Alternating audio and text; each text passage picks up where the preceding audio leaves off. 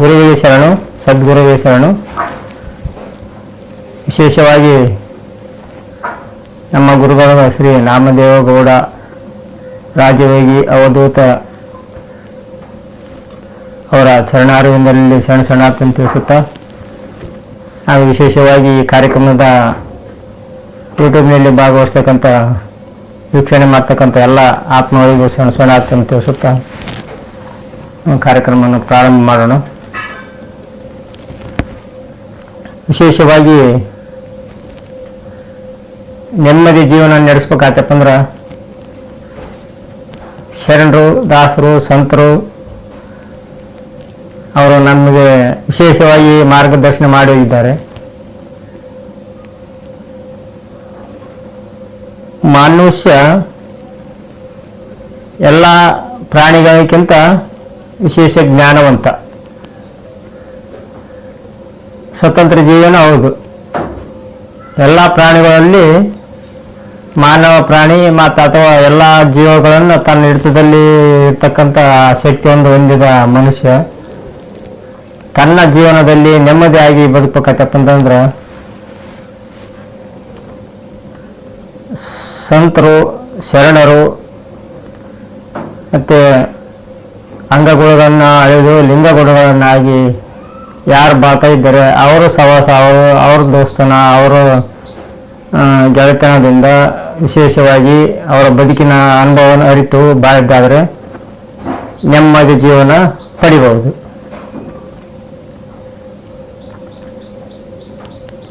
ಲೌಕಿಕ ಬಿಡಂತ ಯಾರು ಶರಣರು ಹೇಳಿಲ್ಲ, ಯಾರು ಋಷಿಮುನಿಗಳಲ್ಲೂ ಹೇಳಿಲ್ಲ. ಮೊದಲು ಲೌಕಿಕ ಇದನ್ನು ಚೆನ್ನಾಗಿ ಮಾಡಿ ಪಾರಮಾರ್ಥಕ ಅಲ್ಲಿಯನ್ನು ಅದನ್ನು ಅರ್ತು ಅದನ್ನು ಇದನ್ನು ಎರಡೂ ಬೆರೆತು ಎರಡರಲ್ಲಿ ವಿಶೇಷವಾಗಿ ಖುಷಿಯಿಂದ ಅನುಭವ ಮಾಡುತ್ತಾ ಜೀವನ ಕಳೆಯಬೇಕಂತ ಹೇಳಿ ಪ್ರತಿಯೊಬ್ಬ ಶರಣರು ಹೇಳ್ತಾರೆ. ಅದರಲ್ಲಿ ಪ್ರಭುದೇವರು ಒಂದು ಮಾತು ಹೇಳ್ತಾರೆ, ಕಂಗಳ ಕರಳ ಕೊಯ್ದವರ, ಮಾತಿನ ಮೊದಲ ಬಲ್ಲವರ, ಮನದ ತಿರುಳ ಹುರಿದವರ, ನನಗೊಮ್ಮತವರ ಗುಹೇಶ್ವರ ಅಂತ. ಅವರು ಇಡೀ ಜೀವನದ್ದಕ್ಕೂ ಬಾಳ್ಬೇಕಾಗಿರ್ತಕ್ಕಂಥ ಬದುಕನ್ನ ಒಂದೇ ಮಾತಿನಲ್ಲಿ ಹೇಳ್ಬಿಡ್ತಾರೆ. ಅವ್ರು ಹೇಳ್ತಾರ ವಿಶೇಷವಾಗಿ ಕಂಗಳ ಕರಳ ಕೊಯ್ದವರ ಅಂದ್ರ, ಈಗ ಲೌಕಿಕದಾಗ ಮನುಷ್ಯರಿಗೆ ಶರೀರದೊಳಗೆ ಕಳ್ಳೈದವ ಇನ್ನೆತ್ತಿರುವಂಥ ವಿಶೇಷವಾಗಿ ಭಾರಿ ಕಳ್ಳೈತೆ ಅವ್ರ ಮೇಲೆ ಅಂತ, ಮಕ್ಕಳ ಮೇಲೆ ಆಗಿರ್ಬೋದು, ಮೊಮ್ಮಕ್ಕಳ ಮೇಲೆ ಆಗಿರ್ಬೋದು, ನಮ್ಮ ಬೀಗರು ಮತ್ತು ಬಂಧು ಬಾಂಧವರು ಭಾರಿ ವಿಶೇಷವಾಗಿ ಕಳ್ಳ ಬೆಳ್ಳಿ ಅಂತ ಮಾತು ಹಿರಿಯರು ಬಳಸ್ತಾರೆ. ಮಾತು ಅವರು ಹೇಳ್ತಾರೆ, ಬದುಕು ಲೌಕಿಕದಾಗ ಚೆನ್ನಾಗಿ ಬದುಕು, ಏನು ಬ್ಯಾಡಂದಿಲ್ಲ, ಯಾರಿಗೆ ನೋವಾಲಾರ್ದಂಗೆ ಬದುಕಬೇಕು, ಮತ್ತೆ ಕಾಯಕ ಮಾಡಿ ಬದುಕಬೇಕು. ಕಾಯಕ ಮಾಡ್ಲಾರ್ದಂಗೆ ಏನು ಒಬ್ಬ ಶರಣರು ಹೇಳ್ತಾರೆ ನೋಡು, ಕೈಲಾಸ ಎಂಬುದು ಪುಷಟ್ ಇರಂಗಿಲ್ಲ. ಅದು ಯಾಕಂದ್ರೆ ಅದು ಕಷ್ಟಪಟ್ಟು ಕಾಯಕನ್ನ ಕೈಲಾಸ ಮಾಡ್ಬೇಕಂತ ಹೇಳ್ತಾರೆ ಅವರು. ನೋಡು, ಉಂಡುಂಡು ಸ್ವರ್ಗ ಸೇರಕ ಆ ಸ್ವರ್ಗವನ್ನು ರಂಡೆ ಆಳ್ತಾರಂತ ಸರ್ವಜ್ಞ ಹೇಳ್ತಾರೆ ಅವರು. ಕರ್ಣವನ್ನು ಖಂಡಿಸದೆ ದೇಹವನ್ನು ದಂಡಿಸದೆ ಉಂಡುಂಡು ಮಂಚ ಏರಲು ಆ ಸ್ವರ್ಗ ರಂಡೆ ಆಳವಲೆ ಸರ್ವಜ್ಞ ಅಂತ. ಅದರಂತೆ ಯಾರು ಏನು ಹಂಗ ಕುಂತ್ಕೊಂಡು ಊಟ ಮಾಡಂತ ಯಾರು ಹೇಳಿಲ್ಲ. ಅವ್ರು ಹೇಳ್ತಾರೆ ಒಂದು ಮಾತು, ಎಲ್ಲ ಮಾಡಿ ಕಂಗಳ ಕರಳ ಕೊಯ್ದವರ. ಕಂಗಳ ಕರಳ ಹೆಂಗೆ ಕೊಯ್ಬೇಕು, ಇದಕ್ಕೆ ಕಾರಣ ಬೇಕಂತ, ಒಂದಕ್ಕೆ ಒಂದು ಕಾರಣ ಬೇಕು. ಒಂದು ಬಲ್ಲವರ ಅನುಭವಿಕರು ಹೇಳ್ತಾರೆ, ಭರ್ತೃಹರಿ ಅಂತೇಳಿ ಒಬ್ಬ ರಾಜ ಇದ್ದನ ಜ್ಞಾನಿಗಳು ಹೇಳ್ತಾರೆ ಅದನ್ನ. ಆತ ನಮ್ಮನೆ ಹಚ್ಚಿನಿದ್ದ, ನಮ್ಮವರು ನಮ್ಮ ಬಂಧು ಬಾಳಗ ಅಂತ ಹೇಳಿಸಿ ಅಂತರಿಗೊಬ್ಬ ವಿಶೇಷವಾಗಿ ಸನ್ಯಾಸಿ ಸ್ವರೂಪವಾಗಿ ಬಂದು ಭಗವಂತ ಯಾವ ದೇಶದ ಹಣ್ಣು ಒಂದು ಹಣ್ಣು ತರ್ತಾನಂತೆ. ಹಣ್ಣು ತಂದು ರಾಜಗೆ ಕೊಡಕ್ಕೆ ಹೋಗ್ತಾನೆ. ತಗರಿ ಇದನ್ನ ಶಾಶ್ವತವಾಗಿ ಜೀವನದಿಂದ ಬದುಕ್ಬೋದು, ಈ ಹಣ್ಣು ತಿನ್ನಪ್ಪ ಅಂದ್ರೆ ಎಷ್ಟೋ ವರ್ಷ ಮರಣ ಬರಂಗಿಲ್ಲ, ಹಣ್ಣು ಸೇವನೆ ಮಾಡ್ರು, ನೀವು ಸುಖದಿಂದ ಇರ್ತರು ಅಂತ ತಂದಾಗ ಹಣ್ಣು ತಂದು ಕೊಟ್ಟು ಹೋಗ್ಬಿಡ್ತಾನಂತ. ಅವಾಗ ಆ ರಾಜ ಅಂತಾನ, ನಾನು ಎಲ್ಲ ಕಡೆಗೆ ಅಡ್ಡಾಡ್ತಾನು, ರಾಜಕೀಯ ಮತ್ತು ಎಲ್ಲ ಭಕ್ತರನ್ನ ಇಂಥ ಎಲ್ಲ ಪ್ರಜೆಗಳನ್ನೆಲ್ಲ ನೋಡ್ತಾ ಇರ್ತೇನೆ. ನನಗಿಂತ ಹೆಚ್ಚಾಗಿ ನನ್ನ ಸತಿ, ಯಾಕಂದ್ರೆ ಅವರು ಚೆನ್ನಾಗಿದ್ರೆ ಎಲ್ಲ ಚೆನ್ನಾಗಿರ್ತೈತೆ, ಅವರ ದೇಶ ಇರ್ಬೇಕನ್ಕೇಸಿ ಅವ್ರಿಗೆ ಕೊಡಮನ್ಕೇಸಿ ತಗೊಂಡ್ಕೇಸಿ ಓದ್ತಾನೆ. ಹೋಗಿ ಇದನ್ನ ಸೇವನೆ ಮಾಡು, ಇದನ್ನ ಹಣ್ಣು ತಗೊಂಡಪ್ಪ ಅಂತಂದ್ರೆ ಮರಣ ಬರಲಾರ್ದಂತೆ ಭಾಳ ದಿವಸ ತನ ಎಷ್ಟೋ ವರ್ಷ ಇರ್ಬೋದು ಅನ್ಕೇಸಿ ವಿಶೇಷ ನಮ್ಮ ಸಾಧು ಸನ್ಯಾಸಿಗಳು ಕೊಟ್ಟವರ ಇದ್ರಾಗ ಹಣ್ಣು ಅದ್ಭುತ, ಇದ್ರಾಗ ಶಕ್ತಿ ಅಡಗೈತಿ, ಇದನ್ನು ಸ್ವೀಕಾರ ಮಾಡ ಅಂತಂದ ಕೊಟ್ಟಾಗ ಅದನ್ನು ಆಮೇಲೆ ತಿನ್ನಂತ ಹೇಳ್ತಾರ. ರಾಜನ ತಿನ್ನಂಗಿಲ್ಲ ಅದನ್ನ. ಅವಾಗ ರಾಜ ಹೋದ್ಮೇಲೆ ನೋಡ್ರಿ ಇಲ್ಲೇ ಗೊತ್ತಾಗ್ತೈತಿ, ಅದು ಕುದುರೆ ಮಾವತ ಅಂತ ಇರ್ತಾನಂತ ರಾಜನ ಕೈ ತೆಳಗ ಕುದುರೆ ಸೇವೆ ಮಾಡತ್ತೆ. ಆತನ ಮನ ಒಲಿಸ್ಬೇಕನ್ಕಸಿ ಹಣ್ಣನ್ನು ಕೊಡ್ಬೇಕನ್ಕಸಿ ಆತನ ತಕ್ಕ ಹೋಗಿ ಹಣ್ಣನ್ನು ಕೊಡ್ತಾಳ. ಇದನ್ನ ನೀ ಸೇವನೆ ಮಾಡು, ಈ ಹಣ್ಣು ತಿನ್ನಪ್ಪ ಅಂದ್ರೆ ಆರೋಗ್ಯದಿಂದ ಎಷ್ಟೋ ವರ್ಷ ಮುಂದಕ್ಕೆ ಹೋಗ್ತೈತೆ ಆಯುಷ್ಯ, ಇದನ್ನ ಚೆನ್ನಾಗೈತಿ, ಇದು ಭಾಳ ವಿಶೇಷ ತಪಶಕ್ತಿಯಿಂದ ಬಂತಕ್ಕಂಥ ಹಣ್ಣು, ಇದು ಋಷಿ ಮುನಿಗಳು ತಂದು ಕೊಟ್ಟಾರ ಅಂತ ಹೇಳಿಸಿ ಹೇಳ್ತಾಳ.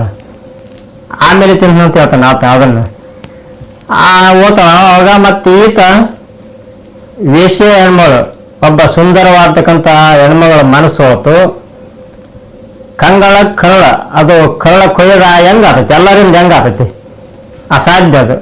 ಹಂಗೆ ಬಂದು ಲಾಸ್ಟಿಗೆ ನನ್ನ ಪ್ರಿಯತಿಗೆ ಕೊಡ್ಬೇಕನ್ಕಸಿ, ನನ್ನ ಪ್ರೇಮ ಯಾರಿಗೆ ನನ್ನ ಇಷ್ಟ ಐತಿ ಅದನ್ನ ಅವ್ರಿಗೆ ಕೊಟ್ರೆ ಅವರು ಭಾಳ ಸುಂದರವಾಗಿರ್ಬೇಕನ್ಕಸಿ ವೇಶ್ಯರ ಮನೆಗೆ ಹೋಗಿ ತಾನು ಅವ್ರ ಮನ ಒಲಿಸ್ಬೇಕನ್ಕಸಿ ಆಳ್ಮಳಿಗೆ ಕೊಡ್ತಾನೆ ಅದನ್ನ ಹಣ್ಣು. ಅವಾಗ ಆಳ್ಮಳು ಆಮೇಲೆ ತಿಂತದ್ರಂತ ಹೇಳ್ತಾಳ. ಈತ ಬಂದ್ಬಿಡ್ತಾನೆ ಕೊಟ್ಟು. ಅವಾಗ ಆ ವೇಶ್ಯ ಆಲೋಚನೆ ಮಾಡ್ತಾಳೆ,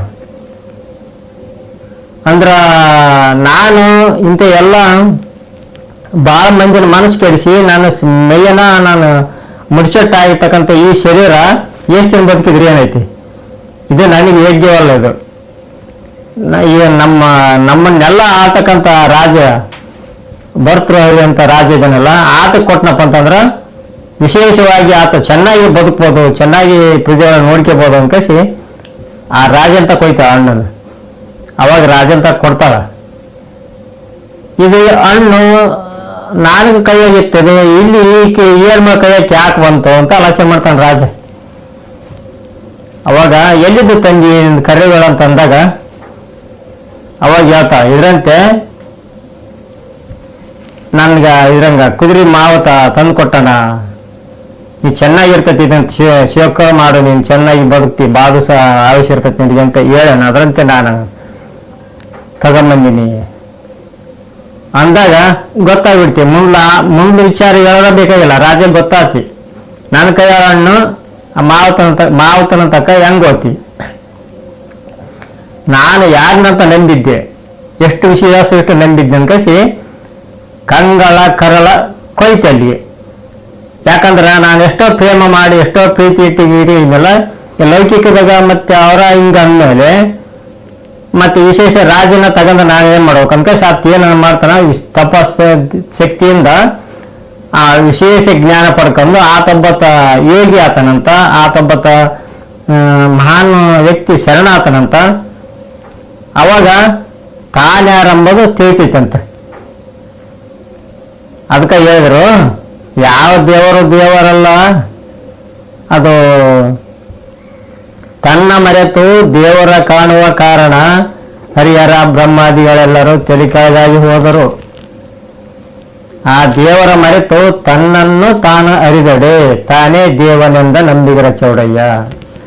ಅಂದ್ರ ಆ ಭರ್ತೃಹರಿ ಅಂತಕ್ಕಂಥದ್ದು ಪ್ರಜೆಗಳನ್ನ ನಂಬಿದ್ದ, ಎಲ್ಲರ ಕಳ್ಳು ಬೇಳೆ ಎಲ್ಲರನ್ನು ನಂಬಿದ್ದ.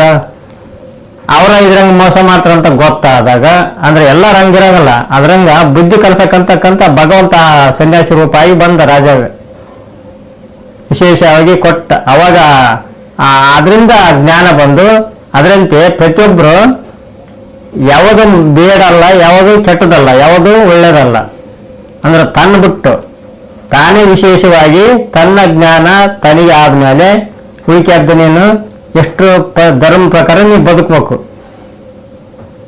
ಧರ್ಮ, ಅರ್ಥ, ಕಾಮ, ಮೋಕ್ಷ ಅಂತಕ್ಕಂಥ ಬರ್ತಾವಲ್ಲ, ಅದರಿಂದ ತಾನು ನಡೆದದ್ದಾದ್ರೆ ಮುಂದೆ ಸುಖ ಸಿಗ್ತೈತಿ ಅಂತ ಇದರಿಂದ ಗೊತ್ತಾಗ್ತೈತಿ.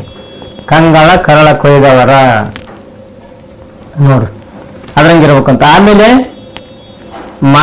ಮನದ ಮೊದಲ ಬಲ್ಲವರ, ಮಾತಿನ ಮೊದಲ ಬಲ್ಲವರ. ಮಾತಿನ ಮೊದಲು ಅಂತಂದ್ರೆ ನಾವು ಮಾತಾಡೋಕ್ಕಿಂತ ಮೊದಲು ನಾವು ಹೆಂಗಿದ್ವಿ, ಮಗು ಆಡ್ತಕ್ಕಂಥ ಮಗು.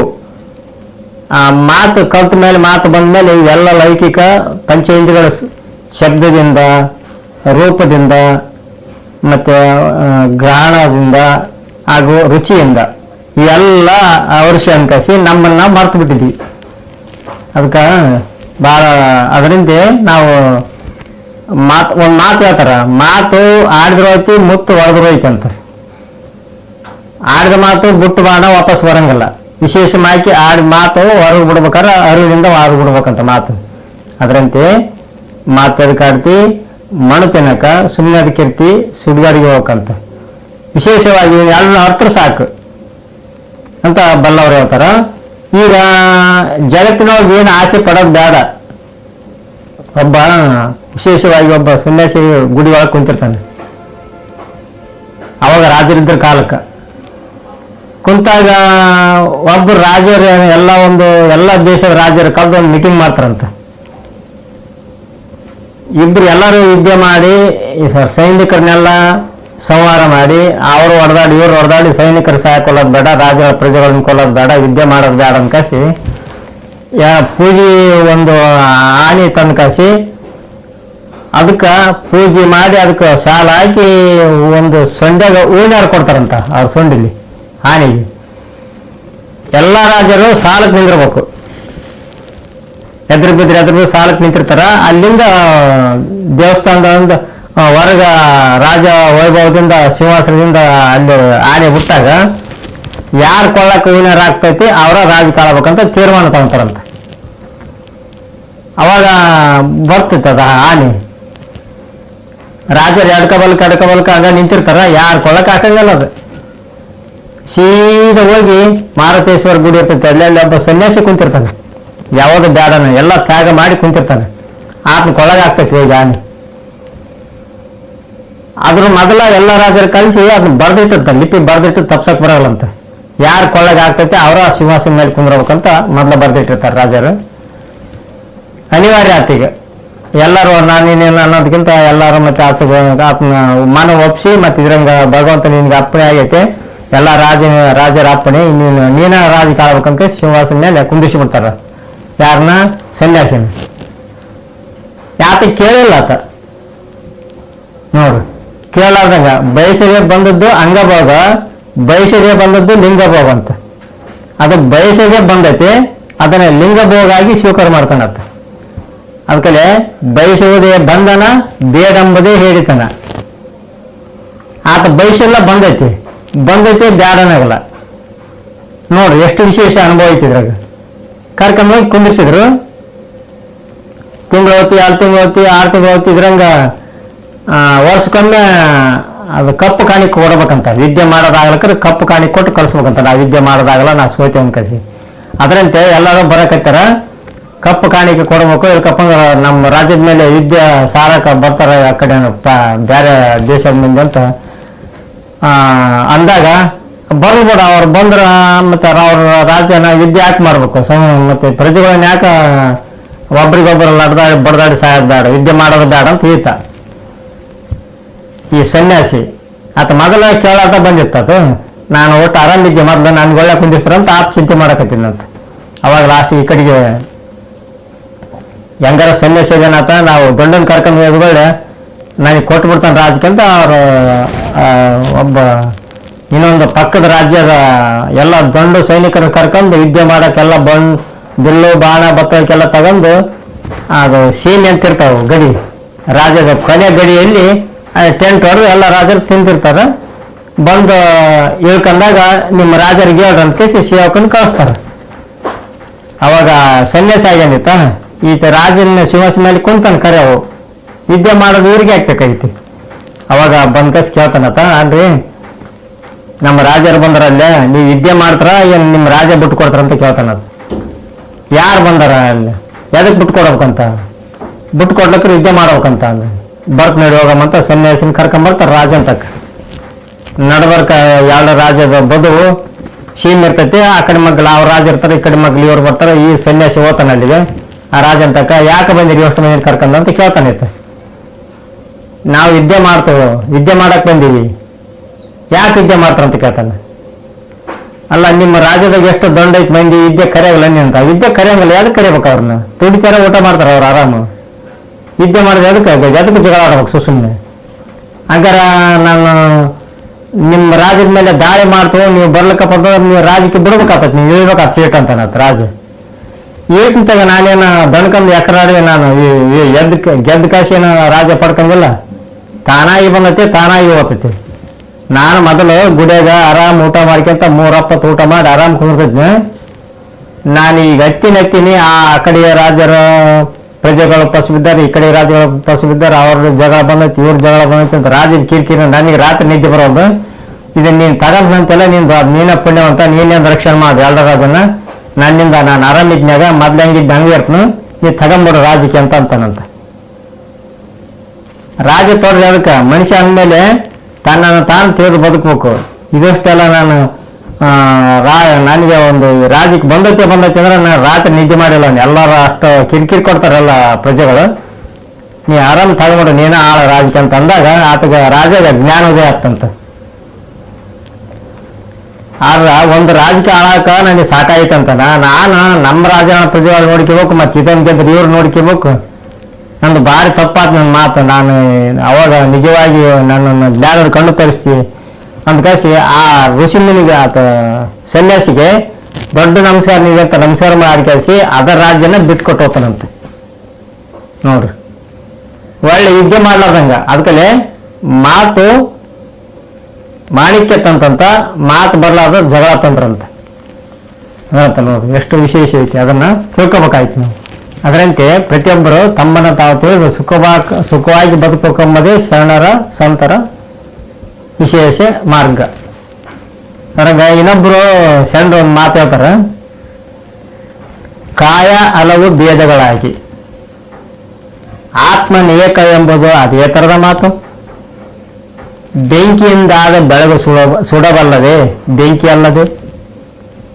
ನೋಡ್ರಿ, ಕಾಯ ಹಲವು ಭೇದಗಳಾಗಿ ಆತ್ಮನ ಏಕವೆಂಬುದು ಅದೇ ಥರದ ಮಾತು. ಬೆಂಕಿಯಿಂದಾದ ಬೆಳಗು ಸುಡಬಲ್ಲದೆ ಬೆಂಕಿ ಅಲ್ಲದೆ. ಅವರವರ ಒಲಬಿನಲ್ಲಿ ಅವರವರ ಅನುಭವಿಸುತ್ತ ಮತ್ತೊಂದರಲ್ಲಿ ಕೂಟಸ್ಥೋಪ ಸುಖ ಉಂಟೆ. ಈ ಗುಣ ಎನ್ನಯ್ಯ ಚೆನ್ನ ರಾಮಯ್ಯ ಲಿಂಗವನ್ನು ಅರಿದಲ್ಲಿ. ಕಾಯ ಬೇರೆ ಬೇರೆ ಬೇರೆ ಬೇರೆ ಬೇರೆ ಭಿನ್ನಾಗ್ಯಾವ, ಮತ್ತೆ ಆತ್ಮ ಒಂದೇ ಐತಂತ ಯಾಕಂತರು? ಅವರವರ ಕರ್ಮದಂತೆ ಅವರವರ ಇದರಂತೆ ನೋಡ್ರು, ಅವರವರ ಏನೇನು ಕಾಯಕ್ ಮಾಡ್ತಾರೆ ಅವರಂತೆ ಭಿನ್ನ ಭಿನ್ನವಾಗಿರ್ತಾವ. ಆತ್ಮ ಮಾತ್ರ ಒಂದಿರಂಗಲ್ಲ ನೋಡ್ರಿ. ಈಗ ಕಾಯ ಹಲವು ಭೇದಗಳಾಗಿ ಆತ್ಮನ ಏಕ ಒಂದ ಅಂತ ಯಾಕನಕೋತ್ರಿ? ಅವು ಅವರವರ ಅನುಭವಿಸುತ್ತ ಅವರವರ ಬದುಕಿನಲ್ಲಿ ಅವರವ್ರು ಏನೇನು ಕಾಯಕ್ ಮಾಡ್ತಾರೆ ಅವರಂಗಿರ್ತಾವಂತ ಆತ್ಮವು ಭಿನ್ನ ಭಿನ್ನ ಭಿನ್ನವಾಗಿ. ಮತ್ತೊಂದರಲ್ಲಿ ಕೂಟಸ್ಥವಪ್ಪ ಸುಖ ಉಂಟೆ ಅಂದ್ರೆ ಕೂಟ ಅಂದ್ರೆ ಕೂಡೋದು. ಪ್ರವಚನ ಕೇಳಕ್ ಹೋಗಿರ್ತಾರೆ, ಆ ನುಡಿ ಹೇಳಕತ್ತಿರ್ತಾನ. ಆ ನುಡಿ ಆತ ಹೇಳೋ ಮಾತು ಹೇಳತ್ತ ಬೆಂಕಿದ್ದಂಗ, ಆ ನುಡಿಗಳು ಬೆಳಕಿದ್ದಂಗ.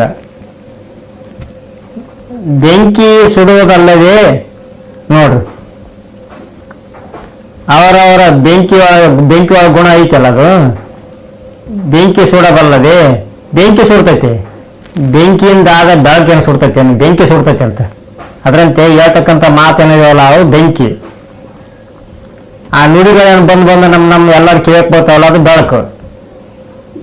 ನಮ್ಮ ತಾವ ಅಜ್ಞಾನ ಹೋಗ್ಬೇಕಾಯ್ತಪ್ಪ ಅಂತಂದ್ರ ನಾವು ಬೆಳಕಾಗ್ಬೇಕು ಹೊರತಾಗಿ ಆ ಕೇಳಿದ ಮಾತ್ರಕ್ಕೆ ಆಗಂಗಿಲ್ಲ. ಅವು ಬೀಜ ಬಿತ್ತಾಗ ನಾವು ಅದನ್ನ ಬೆಳೆಸ್ಬೇಕು. ಅದಕ್ಕೆ ಹೇಳಿದ್ರು ಅವರು, ನೆಲ ಇಲ್ಲದೆ ಹೊಲ ಮಾಡೇನಪ್ಪ ಕರಿಕೆ ಕಣಿಗೆ ತೆಗಿಸಿ, ಬೀಜನಿಲ್ಲದೆ ಬಿತ್ತಿ ನೋಡೋಣ ಬೆಳೆ ಬಂತ ಬರಸಿ ಅಂತ. ನೆಲ ಇಲ್ಲದಲ್ಲ ಅಂದ್ರೆ ತಲಿ, ಕಣಿಕೆ ತೆಗಿಯೋದಂತಂದ್ರೆ ದುಷ್ಟ ಗುಣಗಳು. ಬೀಜ ನಿಲ್ಲದೆ ಬಿತ್ತಿ ಏನಂತಂದ್ರ ಕಣ್ಣಿಗೆ ಕಾಣಾಗಲ್ಲ ಮಾತುಗಳು, ಅವು ಬೀಜ. ಅವು ಇನ್ನೊಬ್ಬರು ತೆಲಕ್ಕೆ ಎಲ್ಲರೂ ಕಿವಿಕೊಳಕ್ಕೆ ಹೋಗ್ತಾವ ನೋಡ್ರಿ. ಅದರಂತೆ ಆ ಬೀಜ ಅಂತಕ್ಕಂಥವು ಆ ಬೆಳಕು, ಅದು ಬೆಳಕು ನಮ್ ಕಿವಿಯಕ್ಕೆ ಹೋಗ್ತೈತಿ. ಆ ಬೆಂಕಿಯಿಂದ ಬರ್ತಕ್ಕಂಥ ಬೆಳಕು ನಮ್ ಕಿವಿಯಾಗ ಹೋದಾಗ ನಾವು ಬೆಂಕಿ ಆಗ್ಬೇಕು, ನಾವು ಬೆಳಕಾಗಬೇಕು. ಅದರಿಂದ ಹಂಗ ಕೂಟ ಅಷ್ಟು ಅಪ್ಪ ಸುಖ ಉಂಟು. ಅದ್ರಂಗ ನಾವು ಕೂಡ್ಬಿಟ್ಟು ಸಿಗ್ತೈತಿ. ಅದ್ರಂಗಾದ್ರೆ ಎಲ್ಲರೂ ಬೇಕಾದಂಗ ಕಿವಿಯಾಗ ಎಲ್ಲರೂ ಶರಣರಾಗಿಬಿಟ್ಟಿದ್ರ ಜಗತ್ತಿನೊಳಗ ಯಾರು ಬೈಗಳು ಇರ್ತಿದ್ದಿಲ್ಲ ನೋಡ್ರಿ. ಕಾಯಂಗ ಹಲವು ಭೇದಗಳಿದೆ. ಅವರಂತೆ ಆತ್ಮ ಭಿನ್ನವಾಗಿ ಕಲರ್ ಅವ್ರವ್ರ ಕರ್ಮಕ್ಕೆ ಅವ್ರವ್ರ ಬಯಸುತ್ತ ಅವ್ರಂಗೆ ಹೊಂಟಾರಂತವ್ರು. ಅದರಂತೆ ಪ್ರತಿಯೊಬ್ಬರು ನಮ್ಮನ್ನು ತಿಳ್ಕೊಂಡು ನಾವು ಹೋಗಿ ಅವತಿರ್ಬೇಕು. ಅವರವರ ಒಲವಿನಲ್ಲಿ ಅವರವರ ಬದುಕುತ್ತ ನೋಡು. ಮತ್ತೊಂದು ಕೂಟಸ್ಥಾಪ ಸುಖ ಇರಂಗಿಲ್ಲ. ಪ್ರತಿಯೊಬ್ಬರು ತಮ್ಮನ್ನು ತಾವು ತಿಳ್ಕೊಂಡು ಬದುಕಬೇಕಂತ ಹೇಳ್ತಾರೆ ಅವರು. ಈ ಗುಣ ರಾಮಲಿಂಗೇಶ್ವರ ಲಿಂಗವನ ಅರಿದಲ್ಲಿ ಅಂತ ಹೇಳ್ತಾರೆ ಅವರು. ಅದರಂತೆ ನಾವು ನೀವೆಲ್ಲರೂ ಸತ್ಸಂಗದಿಂದ ಒಳ್ಳೆ